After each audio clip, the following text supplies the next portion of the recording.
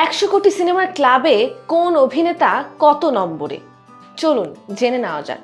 বলিউডের খিলাড়ি খ্যাত তারকা অক্ষয় কুমার সর্বোচ্চ 100 কোটি রুপির সিনেমায় মালিক হয়ে তালিকার শীর্ষে জায়গা করে নিয়েছেন। তার নতুন ছবি ভূত বাংলা মাত্র 10 দিনের মধ্যেই 100 কোটির ক্লাবে ঢুকে পড়েছে। ফলে তার মোট 20টি সিনেমা এই মাইলফলক স্পর্শ করেছে। তালিকায় দ্বিতীয় স্থানে রয়েছেন ভাইজান খ্যাত সালমান খান, যার 18টি সিনেমা 100 কোটির ক্লাবে জায়গা করে নিয়েছে। তৃতীয় স্থানে আছেন অজয় দেবগন, তার 16টি সিনেমাই মাইলফলক ছুঁয়েছে, যার মধ্যে রয়েছে তানাজি দ্য আনসাং ওয়ারিয়ার ও দৃশ্যম 2 এর মতো জনপ্রিয় ছবি। চতুর্থ স্থানে রয়েছেন বলিউড বাদশাহ শাহরুখ খান, যার 10টি সিনেমা 100 কোটির ক্লাবে রয়েছে। তার উল্লেখযোগ্য ছবির মধ্যে আছে পাঠান ও জওয়ান।